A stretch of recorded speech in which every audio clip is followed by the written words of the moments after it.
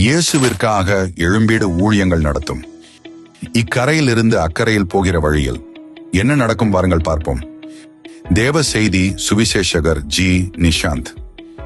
பிப்ரவரி 9 ஞாயிற்றுக்கிழமை மாலை 5 மணி முதல் இரவு 8 மணி வரை. இடம் எண் 24, காஞ்சி முனுசாமி தெரு, VOC நகர், பம்மல், சென்னை 75 PP. மருத்துவமனை அருகில். தொடர்புக்கு 97-910-288-55 மற்றும் 74487-5484. கர்த்தருக்குள் அன்பான தேவ பிள்ளைகளே, ஆண்டவரும் இரட்சகருமாகிய இயேசு கிறிஸ்துவின் நாமத்தினால் உங்களுக்கு என் அன்பின் வாழ்த்துதலை தெரிவிக்கிறேன். இந்த நல்ல நாளிலேயும் சங்கீதம் 108 அதனுடைய 12வது வசனத்தை வாசிக்கிறேன். இக்கட்டில் எங்களுக்கு உதவி செய்யும் மனுஷருடைய உதவி விருதா என்று எழுதியிருக்கிறத பார்க்க முடியும். இன்னைக்கு என் மெசேஜோடைய தலைப்பு என்ன தெரியுமா? கஷ்ட காலத்தில் கைவிடவே மாட்டார் ஒன்னு நான் பேச விரும்புகிறேன் தேவ பிள்ளையே.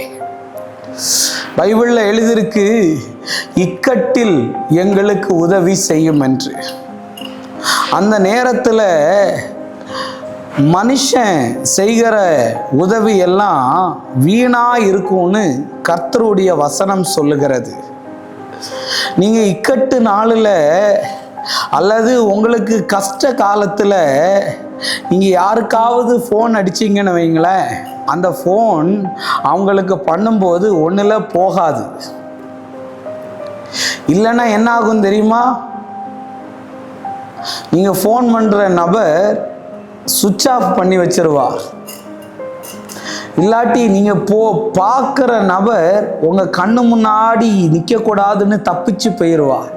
ஏன்னா என்கிட்ட பணம் கேட்டுருவாளோ, என்கிட்ட உதவி கேட்டுருவாளோன்னு சொல்லி இக்கட்டு நாளில் அவன் உனக்கு உதவி செய்யாம உன்னை பார்த்து ஓடதான் செய்வான்.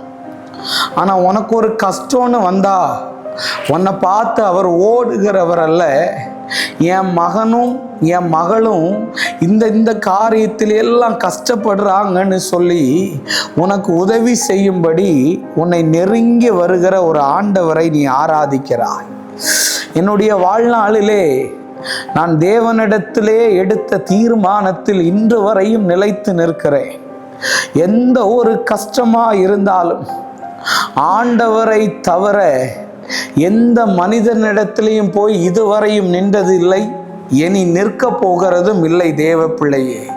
ஏன்னா அவன் செய்கிற அந்த உதவி, ஒருவேளை ஆபிரகாமை நினைத்து நான் கர்த்தரை துதிக்கிறேன். ஆபிரகாமுக்கு ஒரு நாள் அந்த நாட்டில் உள்ள ராஜா தசம பாகம் கொடுக்க வர்றார். ஆபிரகாம் அந்த தசம பாகத்தை வாங்கலையா. ஏன் தெரியுமா வாங்கலை? உங்ககிட்ட ஒரு சிரட்டை முதல்ல நான் வாங்க மாட்டேன்னு சொன்னார். ஏன் தெரியுமா? ஒரு காலத்தில் கர்த்தர் பூமியில என் சம்பத்து பலத்து இருக்கும்போது நீ சொல்லக்கூடாதுல்ல, நான் உனக்கு ஹெல்ப் பண்ணி தான் நீ வளர்ந்தேன்னு. ஆபிரகாம் அந்த காரியத்தில் தெளிவா இருந்தார். என்ன ஆசீர்வதிக்கிறது கர்த்தர் தான் சொல்லி தெளிவா இருந்தார் தேவ பிள்ளையே. ஷபரபாலாபா. இன்னைக்கு மனிதனுடைய உதவிகள் உனக்கு அடைபட்டுருச்சுன்னா கர்த்தருடைய உதவி நீ எதிர்பார்க்காத மனிதர்களிடத்திலிருந்து உனக்கு வரும். எதிர்பார்க்காத ஆளுகளிடத்திலிருந்து உனக்கு வரும். மறந்து விடாத. என் வாழ்க்கையிலே பல அனுபவங்களை அப்படி சந்திச்சிருக்கிறேன். ஊழியத்திற்கு போகிறதுக்கு பஸ் பேர் இல்லாம ஆரம்ப நாளில இருந்த போது ஒரு வயதான அம்மா தம்பி நீ ஊழியம் செய்யறேன்னு எனக்கு 1000 ரூபாய் தந்துட்டு போனது உண்டு, அவங்க பென்ஷன் காசு. எனக்கு இப்போ நினைக்கும் போது அது அழுகையா வரும். அவங்களுக்கு வந்ததே 2000 ரூபாய். அவங்க சொன்னாங்க, கர்த்தர் என்ன பார்த்துப்பார், எல்லா வழியும் அடையும் போது அவர் வழி உனக்காக திறக்கப்படும்.